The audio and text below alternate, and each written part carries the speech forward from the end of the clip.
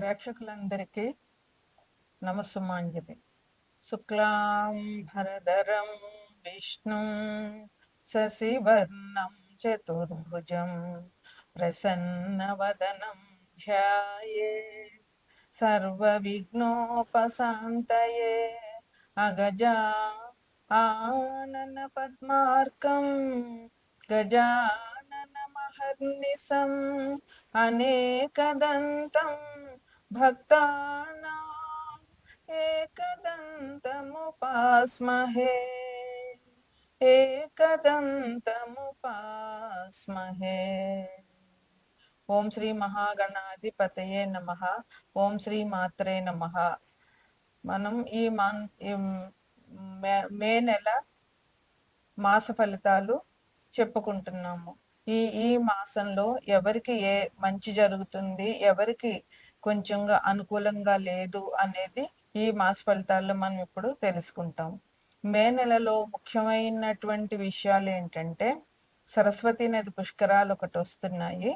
అట్లాగే హనుమ జయంతి. అంటే తెలంగాణలో హనుమ జయంతి ఆల్రెడీ చైత్ర పౌర్ణమికి అయిపోతుంది. కానీ ఆంధ్ర సైడు హనుమ జయంతి మే 22న ఉన్నది. అలాగే ఈ వ్యవసాయానికి సంబంధించి అయితే డొల్లు కర్తరి, నిజ కర్తరి ఈ మే నెలలో జరుగుతాయి. అది ఎట్లాగంటే 4/5/2025న డొల్లు కర్తరి ఉంటుంది. అట్లాగే 11/5/2025 నుంచి 28/5/2025 వరకు నిజ కర్తరి ఉంటుంది. ఈ మే నెలంతా మనకి విపరీతమైన ఎండలు ఉండే అవకాశం అందరికీ అనుభవమే. తదుపరి మిథున రాశి. మిథునంలో మృగశిర 1, ఆరుద్ర 1, 2, 3, 4, పునర్వసు 1, 2, 3 పాదాలు ఉంటాయి. మిథునానికి అధిపతి బుధుడు. మిథునాన్ని లగ్నంగా తీసుకుంటే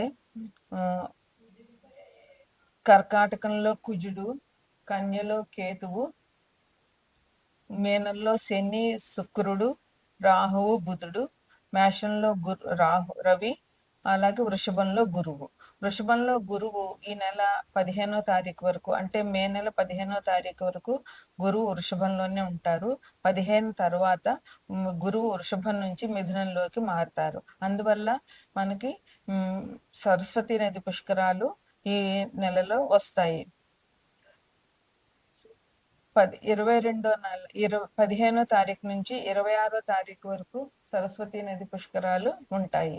అలాగే 22వ తారీఖున హనుమ జయంతి జరుగుతుంది. అయితే తెలంగాణ ప్రజలకి హనుమ జయంతి చైత్రం పౌర్ణమిలో అయిపోయింది. కానీ ఈ ఆంధ్ర ప్రజలకు మాత్రం మే 22న హనుమ జయంతి జరుగుతుంది. ఈ రాశి వారికి, మిథున రాశి వారికి ఈ కాలం మిశ్రమ కాలంగా ఉంటుందని చెప్పవచ్చు.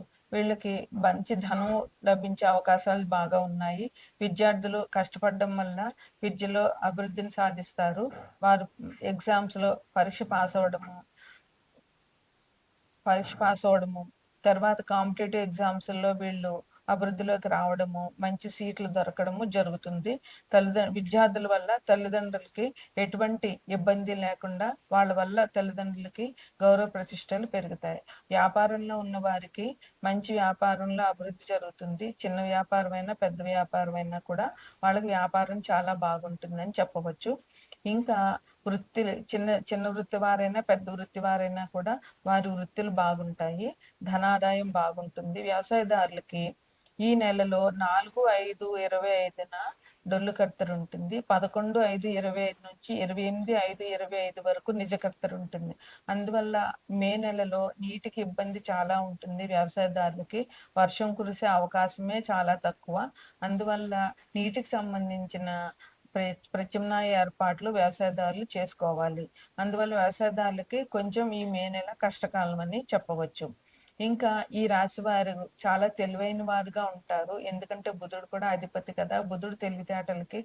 బుధుడు అనుకూలంగా ఉంటే వాళ్ళు తెలివితేటలు కలవారు అవుతారు. వారు సమయానుకూలంగా మాట్లాడగలుగుతారు. మంచి కమ్యూనికేషన్ స్కిల్స్ ఉంటాయి బుధుడు బాగుంటే.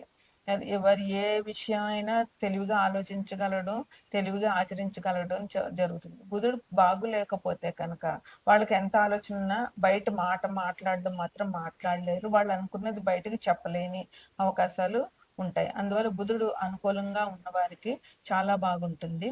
ఇంకా ధార్మికమైనటువంటి కార్యాలు చేస్తారు. ఆర్థికంగా కూడా చాలా బాగుంటుంది ఈ రాశి వారికి. బుధుడు జ్ఞానాన్ని, సంపదని ఇస్తాడు. అందువల్ల వీళ్ళు విష్ణు సహస్రనామం పారాయణ చేసినట్లయితే సంపద అనేది తప్పకుండా పెరుగుతుంది. బుధుడు జ్ఞానాన్ని కలిగిస్తాడు కనుక బుధగ్రహం అనుకూలంగా ఉండాలి. ఆటంకాలు ఉంటాయి వీరి పనులకి, కానీ ధైర్యంగా ఎదుర్కొంటారు. వాళ్ళకున్న ఆటంకాలని వీళ్ళు ఎదుర్కొంటారు.